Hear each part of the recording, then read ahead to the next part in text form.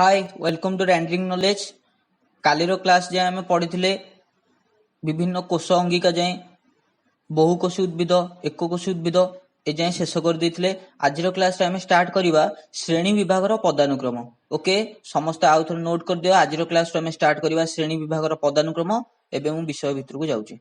श्रेणी विभाग पदानुक्रम श्रेणी विभाग पदानुक्रम माने श्रेणी विभागटा केमिति करागला माने साइंटिस्ट को साइंटिस्ट माने कार्लोस लिनियस आउ अरिस्टोटल जो श्रेणी विभाग कले से केमिति श्रेणी विभाग कले आमे जानिबा।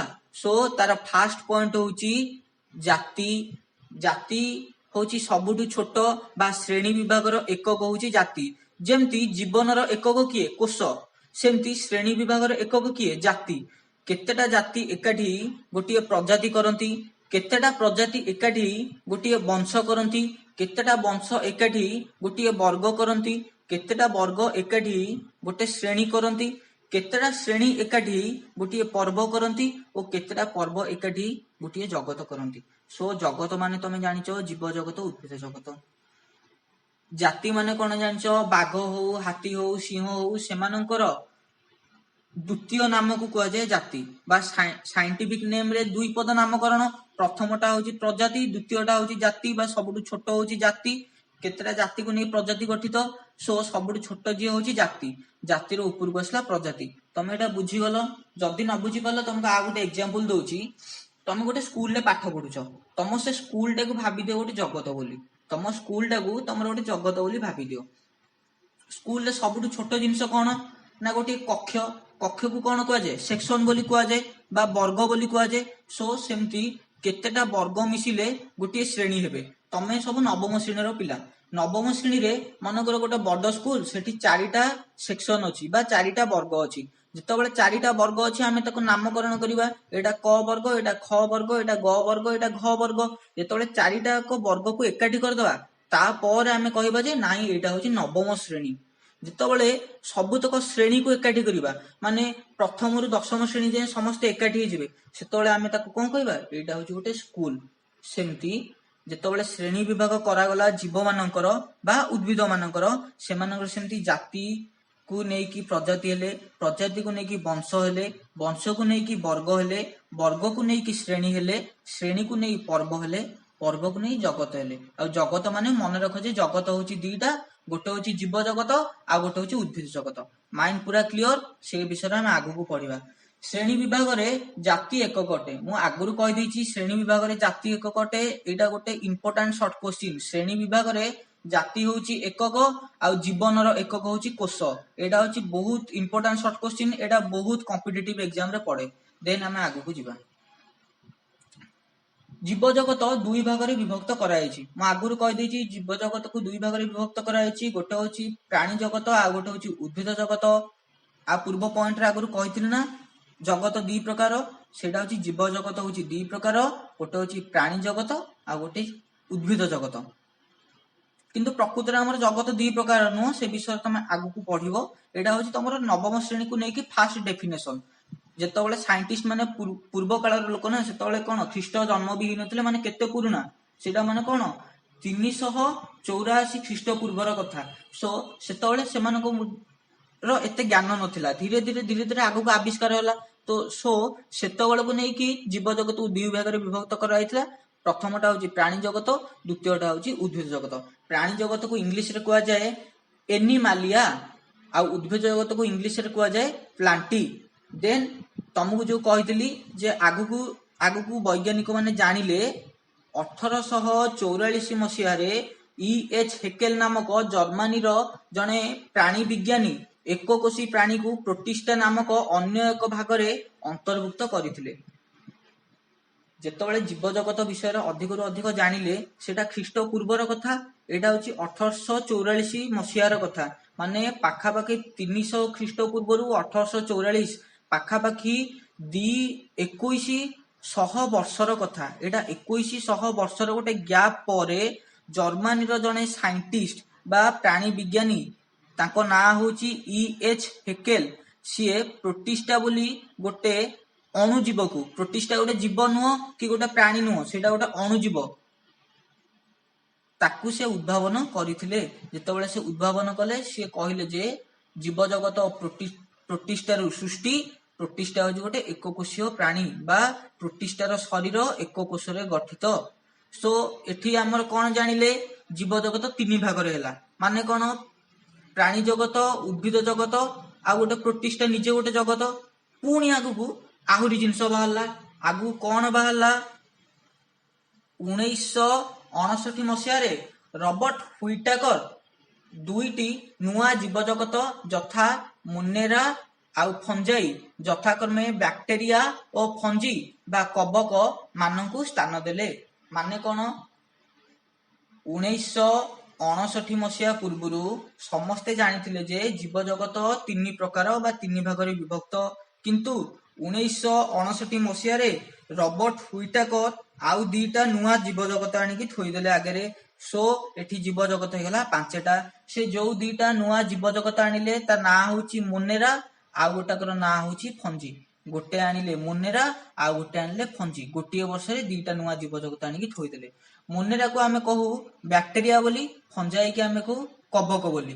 ମୋନେରାକୁ ଆମେ କହୁ ବ୍ୟାକ୍ଟେରିଆ ବୋଲି, ଫଞ୍ଜାଇକି ଆମେ କହୁ କବକ ବୋଲି। ସୋ ଆମେ ଏଇଠି ଜାଣିଲେ ଯେ ଜୀବ ଜଗତକୁ ପାଞ୍ଚ ଭାଗରେ ବିଭକ୍ତ କରାଯାଇଛି। ତମେ ମାନେ ଏବେ ପଢୁଛ, ତମେ ବି ଚାହିଁଲେ ଆଗକୁ ନୂଆ ଜୀବ ଜଗତ ବାହାର କରିପାରିବ। ସେଥିପାଇଁ ତମମାନଙ୍କୁ ଅଲ ଦି ବେଷ୍ଟ। କିନ୍ତୁ ଏବେ ଯାଏଁ ବା 2020 ମସିହା କଥା ଏଇଟା ହଉଛି, ଏବେ ଯାଏଁ ଆମ ପାଖରେ ଜୀବ ଜଗତ ପାଞ୍ଚ ଭାଗରେ ବିଭକ୍ତ କରାଯାଇଛି। ଗୋଟେ ହଉଛି ପ୍ରାଣୀ ଜଗତ, ଦ୍ୱିତୀୟ ହଉଛି ଉଦ୍ଭିଦ ଜଗତ, ତୃତୀୟ ହଉଛି ପ୍ରୋଟିଷ୍ଟା, ଚତୁର୍ଥ ହଉଛି ମୋନେରା, ପଞ୍ଚମ ହଉଛି ଫଞ୍ଜାଇ। ଓକେ, କ୍ଲିୟର ଯାଏଁ ଆମେ ଆଗକୁ ଯିବା। କିନ୍ତୁ ଏଇଟା ହଉଛି ଇମ୍ପୋର୍ଟାଣ୍ଟ ସର୍ଟ କୋଶ୍ଚିନ୍, ନିଶ୍ଚିନ୍ତ ମନେ ରଖ। ସାଇଣ୍ଟିଷ୍ଟ ମାନଙ୍କ ନାଁ ମନେ ରଖିବ, ଜଗତକୁ କେତେ ଭାଗରେ ବିଭକ୍ତ ହେଲା ମନେ ରଖିବ। ଓକେ, ସୋ ଏଠି ଗ୍ରାଫିକାଲି କରାଯାଇଛି, ତମମାନଙ୍କୁ ବୁଝିବାକୁ ଇଜି ହବ। ଜୀବ ଜଗତକୁ ବା ଜୀବକୁ ଦୁଇ ଭାଗରେ ବିଭକ୍ତ କରାଗଲା। ଗୋଟେ ହଉଛି ପ୍ରାକ୍ନେଷ୍ଟିୟ, ଆଉ ଗୋଟେ ହଉଛି ସୁନେଷ୍ଟିୟ। ମାନେ ଯୋଉ ଜୀବଟା ଅଛି, ଜୀବକୁ ଦୁଇ ଭାଗରେ ବିଭକ୍ତ କରାଗଲା। ପ୍ରଥମଟା ହେଲା ପ୍ରାକ୍ନେଷ୍ଟିୟ, ଦୁଇରେ ହେଲା ସୁନେଷ୍ଟିୟ। ପ୍ରାକ୍ନେଷ୍ଟିୟ ମାନେ କଣ ନା, ପ୍ରାକ୍ନେଷ୍ଟିୟ ମାନେ ହଉଛି ପ୍ରି ନ୍ୟୁକ୍ଲିୟସ। ମାନେ ଯୋଉ ଗୋଟେ ଜୀବ ନ୍ୟଷ୍ଟିରେ ତା ଜୀବନ ଅଛି, ତା ନ୍ୟଷ୍ଟିଟା କଣ ନା ଫୁଲି ଡେଭେଲପ ହେଇନି। ମାନେ ତା ନ୍ୟଷ୍ଟିଟା ପୁରାପୁରି ଭଲ କି ଦେଖା ଯାଇ ନଥାଏ। କିନ୍ତୁ ସୁନେଷ୍ଟିୟରେ ନ୍ୟଷ୍ଟିଟା ଦେଖା ଯାଇଥାଏ। ମାନେ ଆମେ ଜାଣିପାରିବା ଯେ ଆ ନ୍ୟଷ୍ଟିଟା ଏଇ ଜିନିଷରେ ତିଆରି। ସେମିତି କେବଳ ପ୍ରାକ୍ନେଷ୍ଟିୟ ଉପରେ ପଢି ଦେଇ ଯିବା। ପ୍ରାକ୍ନେଷ୍ଟିୟ ଏକକୋଷୀ, ତା ତଳକୁ ଆସିଛି ମୋନେରା। ମାନେ ପ୍ରାକ୍ନେଷ୍ଟିୟରେ କେବଳ ଗୋଟିଏ କୋଷ ଥାଏ। ତାର ଉଦାହରଣ ହଉଛି ମୋନେରା। ଆମେ ମୋନେରାକୁ କହିବା ପ୍ରାକ୍ନେଷ୍ଟିୟ ବା ଏକକୋଷୀ ଜୀବ। ସେମିତି ଆମେ ଡାହାଣ ପଟକୁ ଆସିବା, ସୁନେଷ୍ଟିୟ। ସୁନେଷ୍ଟିୟ ମାନେ କଣ? ସୁନେଷ୍ଟିୟ ମାନେ ମୁଁ କହିଛି କଣ ନା, ନ୍ୟଷ୍ଟିଟା ଫୁଲି ଡେଭେଲପ ହେଇଯାଇଛି ବା ନ୍ୟଷ୍ଟିଟା ପୁରାପୁରି ଦେଖାଯିବ। ସୋ ସୁନେଷ୍ଟିୟକୁ ଦି ଭାଗରେ ପୁଣି ବିଭକ୍ତ କରାଗଲା, ଏକକୋଷୀୟ, ବହୁକୋଷୀୟ। ସୁନେଷ୍ଟିୟକୁ ଦି ଭାଗରେ ବିଭକ୍ତ କରାଗଲା, ଏକକୋଷୀୟ, ବହୁକୋଷୀୟ। କିନ୍ତୁ ପ୍ରାକ୍ନେଷ୍ଟିୟକୁ ଗୋଟିଏ ଭାଗରେ ବିଭକ୍ତ କରାଯାଇଥିଲା। ପ୍ରାକ୍ନେଷ୍ଟିୟକୁ କେବଳ ଗୋଟିଏ ଭାଗରେ ବିଭକ୍ତ କରାଯାଇଥିଲା, ସେଇଟା ହଉଛି ଏକକୋଷୀୟ। ସୁନେଷ୍ଟିୟକୁ ଦି ଭାଗରେ ବିଭକ୍ତ କରାଗଲା, ଏକକୋଷୀୟ ଆଉ ବହୁକୋଷୀୟ। ସେମିତି ଆମେ ଯିବା ଫାଷ୍ଟ ଏକକୋଷୀୟ, ମାନେ ସୁନେଷ୍ଟିୟର ଏକକୋଷୀୟ। ସିଏ କଣ ନା ପ୍ରୋଟିଷ୍ଟା। ମାନେ ସୁନେଷ୍ଟିୟ ମାନେ ନେଷ୍ଟିଟା ଭଲ କି ଦେଖାଯିବ। ସିଏ ଗୋଟିଏ କୋଷରେ ତିଆରି ଯିଏ ହେଇଥିବ, ଆମେ ତାକୁ କହିବା ପ୍ରୋଟିଷ୍ଟା। ଯଦି ସିଏ ବହୁ କୋଷରେ ତିଆରି ହେଇଛି, ଦେନ୍ ଆମେ ତାକୁ ଦି ଭାଗରେ ବିଭକ୍ତ କରାଗଲେ। ଗୋଟେ ହଉଛି କୋଷ ଭିତ୍ତି ବିଶିଷ୍ଟ, ଆଉ ଗୋଟେ ହଉଛି କୋଷ ଭିତ୍ତି ବିହୀନ। କୋଷ ଭିତ୍ତି ବିଶିଷ୍ଟ, କୋଷ ଭିତ୍ତି ବିହୀନ। କୋଷ ମାନେ କଣ? ଯେତେବେଳେ ଆମେ କୋଷ ଭିତ୍ତି ଉପରକୁ ଯିବା, ଆଗ କୋଷ ବିଷୟରେ ଜାଣିବା। କୋଷ ମାନେ କଣ? ଜୀବନର ଏକକ ହଉଛି କୋଷ। ତମେ ଯେତେ ବି ଜୀବ ଦେଖ, ସମସ୍ତେ ଗୋଟେ କୋଷରେ ତିଆରି। ମୋନେରା ବି ଗୋଟିଏ କୋଷରେ ତିଆରି, ପ୍ରୋଟିଷ୍ଟା ବି ଗୋଟିଏ କୋଷରେ ତିଆରି। ତାପରେ ଯଦି କୋଷ ବଢିଲା, ଆମେ ତାକୁ ବହୁକୋଷୀୟ ବୋଲି କହିଲେ। ବହୁକୋଷୀୟକୁ ଦି ଭାଗରେ ବିଭକ୍ତ କରାଗଲା। କୋଷ ଭିତ୍ତି ଅନୁସାରେ ଦି ଭାଗରେ ବିଭକ୍ତ କରାଗଲା। ଗୋଟେ ହଉଛି କୋଷ ଭିତ୍ତି ବିଶିଷ୍ଟ, ଆଉ ଗୋଟେ ହଉଛି କୋଷ ଭିତ୍ତି ବିହୀନ। କୋଷ ଭିତ୍ତି ମାନେ ହଉଛି କୋଷ ଉପରେ ଥିବା ବହିରାବରଣକୁ କୁହାଯାଏ କୋଷ ଭିତ୍ତି, ଯୋଉଟା କି ଆମକୁ ଖାଦ୍ୟ ତିଆରି କରିବାରେ ସାହାଯ୍ୟ କରେ, କେତେଟା କ୍ଷେତ୍ରରେ ଖାଦ୍ୟ ତିଆରିରେ ସାହାଯ୍ୟ ବି କରେ ନାହିଁ। ସୋ କୋଷ ଉପରେ ଯୋଉ ଆବରଣ ଥାଏ, ଆମେ ତାକୁ କହିବା କୋଷ ଭିତ୍ତି ବିଶିଷ୍ଟ। ସୋ କୋଷ ଭିତ୍ତି ଅନୁସାରେ ଜୀବ ମାନଙ୍କୁ ଦି ଭାଗରେ ବିଭକ୍ତ କରାଗଲା। ଆଲୋକ ଶୋଷଣ କରିପାରନ୍ତି ନାହିଁ ଯିଏ ଆଲୋକ ଶୋଷଣ କରିପାରିବେ ନାହିଁ ଆମେ ତାକୁ କଣ କହିବା? ଆରେ ଯିଏ ଆଲୋକ ଶୋଷଣ କରିପାରିବେ ନାହିଁ ଆମେ ତାକୁ କଣ କହିବା? ପରଭୋଜି କହିବା। ଯିଏ ଆଲୋକ ଶୋଷଣ କରିପାରିବେ ଆମେ ତାକୁ ସ୍ୱଭୋଜି କହିବା। ଆଲୋକ ଶୋଷଣ କରିପାରନ୍ତି ନାହିଁ ଫଞ୍ଜି। ତମର ଯେତେବେଳେ ପାଉଁରୁଟିରେ ତମେ ସପ୍ତମ ଶ୍ରେଣୀରେ ପଢିଛ, ପାଉଁରୁଟିରେ ଯୋଉମାନେ ଥାଆନ୍ତି ଆମେ ସେମାନଙ୍କୁ କହୁ ଫଞ୍ଜାଇ ବା ଫଞ୍ଜି। ଆଉ ଗଛ ମାନଙ୍କୁ ଆମେ ଯାହାଠୁ ଖାଦ୍ୟ ପାଉଛେ ଆମେ ତାକୁ କହୁଛୁ ପ୍ଲାଣ୍ଟି। ସୋ ଆଲୋକ ଶୋଷଣ କରିପାରନ୍ତି ନାହିଁ ଯିଏ ସେମାନଙ୍କୁ ଆମେ କହିବା ଫଞ୍ଜି। ଆଲୋକ ଶୋଷଣ କରିପାରନ୍ତି ଯିଏ ଆମେ ସେମାନଙ୍କୁ କହିବା ପ୍ଲାଣ୍ଟି। ଦେନ୍ କୋଷ ଭିତ୍ତି ବିହୀନ ହଉଛି ଗୋଟିଏ ଏନିମାଲିଆ, ମାନେ ଆମେ ସବୁ ଖାଇବା କିନ୍ତୁ ଆମେ କାହାକୁ କିଛି ଦେଇପାରିବା ନାହିଁ। ସମସ୍ତଙ୍କର କ୍ଲିୟର ହେଲା?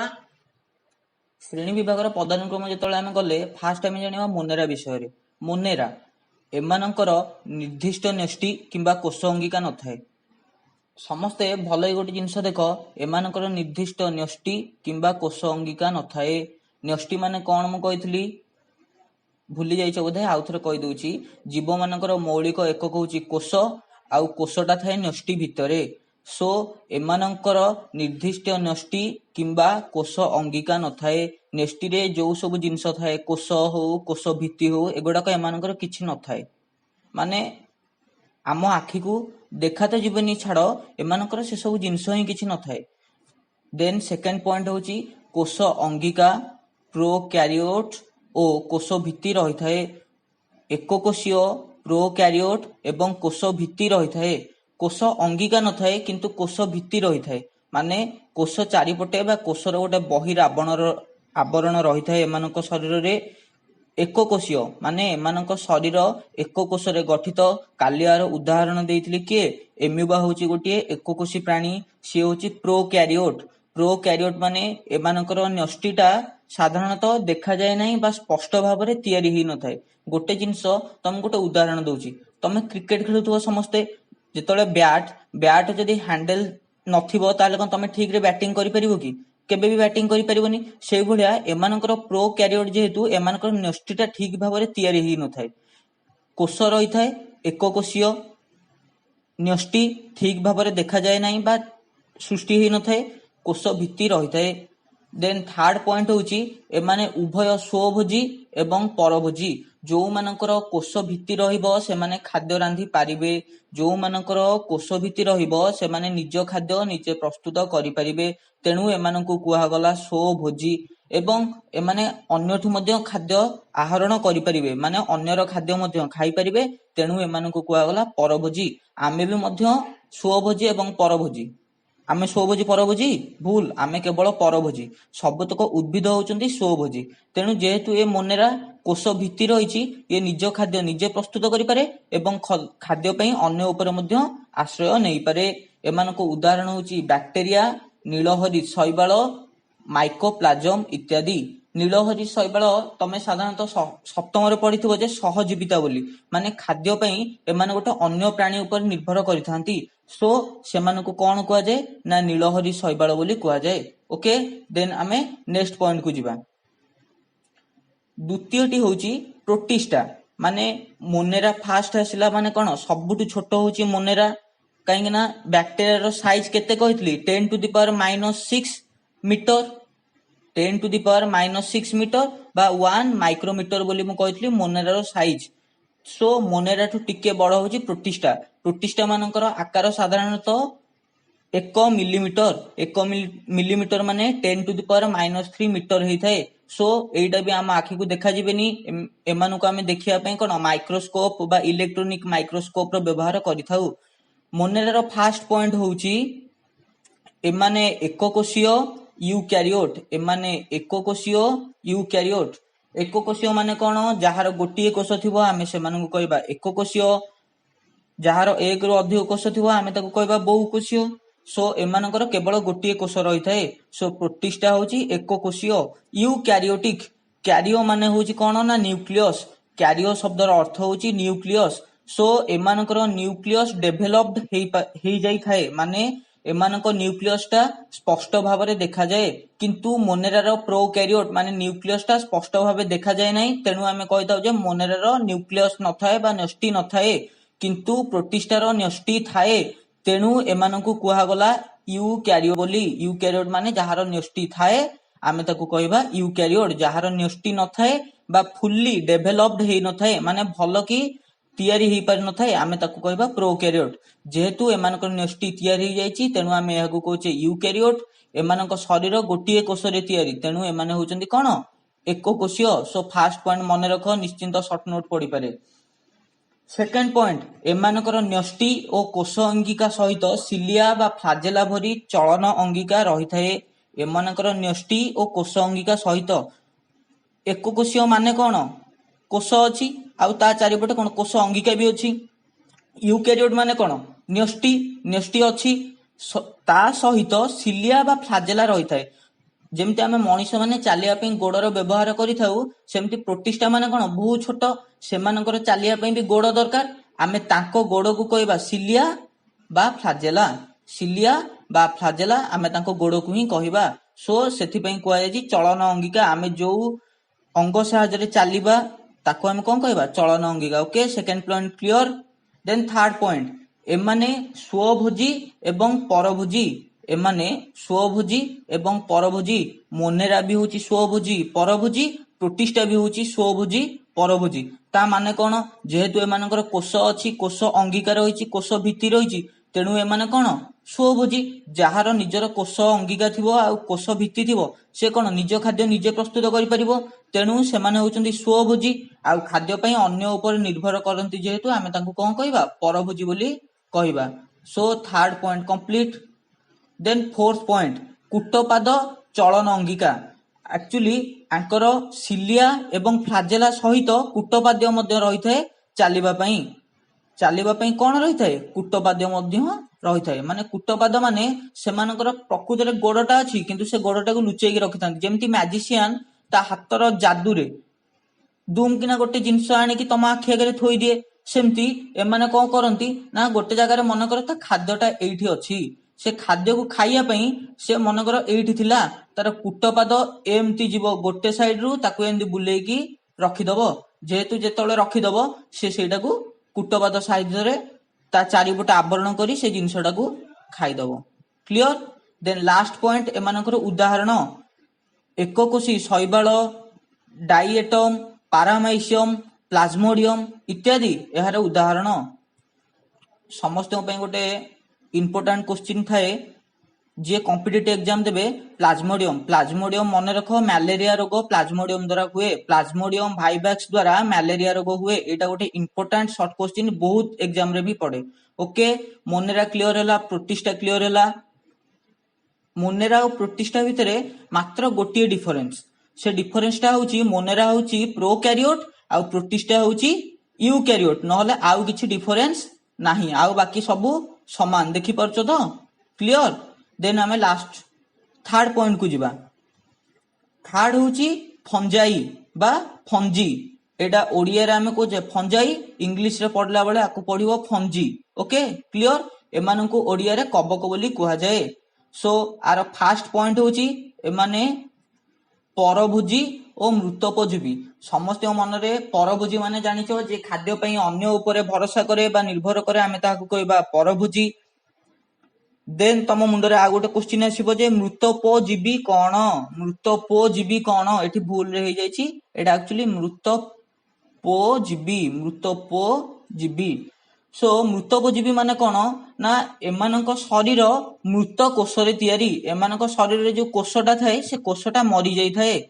सो एमानक शरीर मृत कोषरे तैयारी। आर उदाहरण कबक। कबक रो उदाहरण किए छतु। छतु एठी एग्जांपल ले भी लिखा आइछि, तुमको जानिया पे हम आगुआ कहि देली। ओके, सो एमानक कोषटा मरि जाई थाए तेनु एमानक कुआ जाय मृतोपजीवी। तेनु जेहेतु एमानक पाखरे कोष नाही कि कोष भित्ति नाही, एमाने कोन निज खाद्य निजे प्रस्तुत करि परिबे नाही। सो एमाने पूरा पूरी परभोजी। देन सेकंड पॉइंट को आमे जिबा।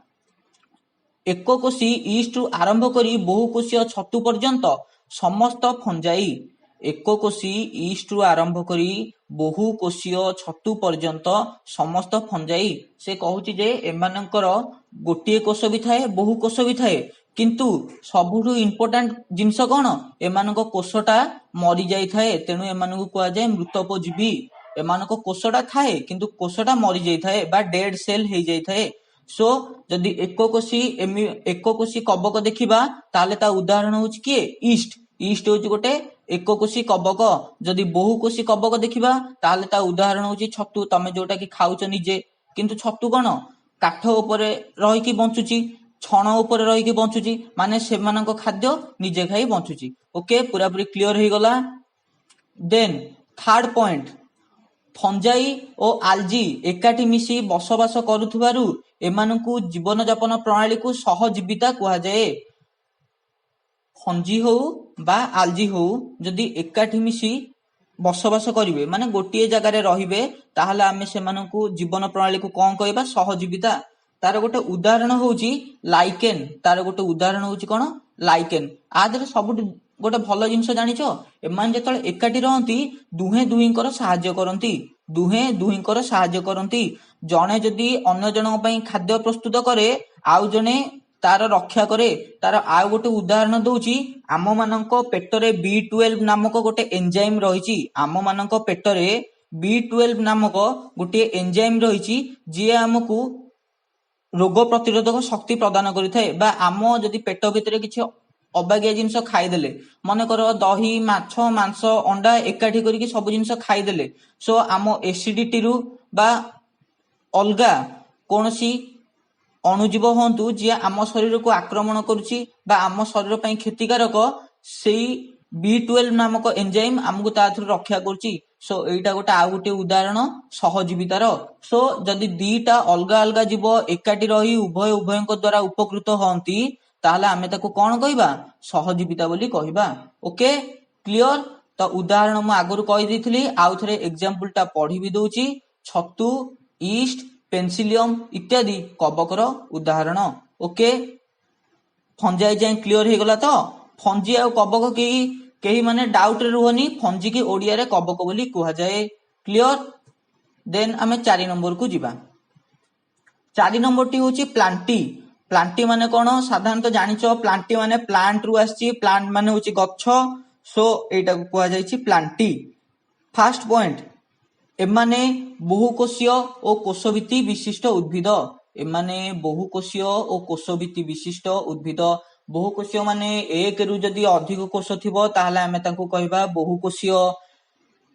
जदि कोश चारिपटे बहिर आवरण रहिथिबो बा कोश चारिपटे ता चारि पाखरे जदि कोनसी गोटे निर्दिष्ट आवरण रहिथिबो ताहले आमे ताको कहबा कोशभित्ति। एमाने स्वभोजी। एमाने काईकी स्वभोजी, सेकेंड पॉइंट लिखा हैछि, एमाने स्वभोजी। काईकी स्वभोजी मु आगुरु कहिछि, जहार कोशभित्ति रहिताए से निज खाद्य निजे प्रस्तुत करि पारे। जे निज खाद्य निजे प्रस्तुत करि पारे आमे ताको कोन कहबा, स्वभोजी बोली कहबा। क्लियर। देन थर्ड पॉइंट जिबा आमे, पत्ररे थिबा सबुज कणा बा क्लोरोफिल आलोक शोषण प्रक्रिया द्वारा निज खाद्य निजे सृष्टि करथाए। एठी भूल रे आमे ओ लिखि देइछु, ए ओ टा रहिबोनी। ओके, पत्ररे थिबा सबुज कणा बा क्लोरोफिल आलोक शोषण प्रक्रिया द्वारा निज खाद्य निजे प्रस्तुत करंती बा सृष्टि करंती। जहार कोशभित्ति थिबो, क्लोरोफिल टा कोशभित्ति भितरे रहिथाए बा सबुज कणाटा कोठी रहिथाए, कोशभित्ति भितरे रहिथाए। सो जदि कोशभित्ति अछि सेही जगह रे कोन हुए ना आलोक शोषण प्रक्रिया हुए। आलोक शोषण प्रक्रिया माने एटा गोटे एमिति प्रक्रिया जो प्रक्रिया रे सूर्यंकर आलोक गछर पत्र उपरे पडिले बा कोशभित्ति उपरे पडिले बा सबुज कणा बा क्लोरोफिल रे पडिले से माने निज खाद्य निजे प्रस्तुत करि पारंती बा खाद्य प्रस्तुत करिया प्रक्रिया को आलोक शोषण प्रक्रिया बोली कुहा जाए। Third point clear. आ लास्ट पॉइंट तार एग्जांपल। तो एग्जांपल कोन देबी, तमे जो सब गछ देखुछ होची तार एग्जांपल। हौ तार एग्जांपल पढी दउची। पद्म, चिंगुडिया दल, एजोला, घास, आखु, बरगछ, आंब गछ, पणस गछ, जहा भी सब तमे गछ देखुछ सब कहार उदाहरण, प्लांटी रो उदाहरण। ओके, 4 नंबर थिला प्लांटी क्लियर हैला। देन आमे जिबा एनिमालिया पाखकु। एटा होची हमर लास्ट पॉइंट, सेटा होची एनिमालिया। एनिमालिया माने कोन, एनिमालिया माने एनिमल शब्द रु आछि एनिमालिया। एनिमल माने कोन, पशु। मनीष भी गोटे प्रकार पशु रे गणति हुए, जानिଛ ना नहीं, मनीष भी गोटे प्रकार पशु रे गणति हुए। हमर डेभलप्ड हे कि हमर चिंतन शक्ति जेहेतु आसी जाइछि तेनु आमे मनीष, नहले हमकु भी पशु रे गणति करा जाय। सो एनिमालिया भितरे सबु जेतक जीव देखुछ सबु एनिमालिया भितरे ही आसीबे।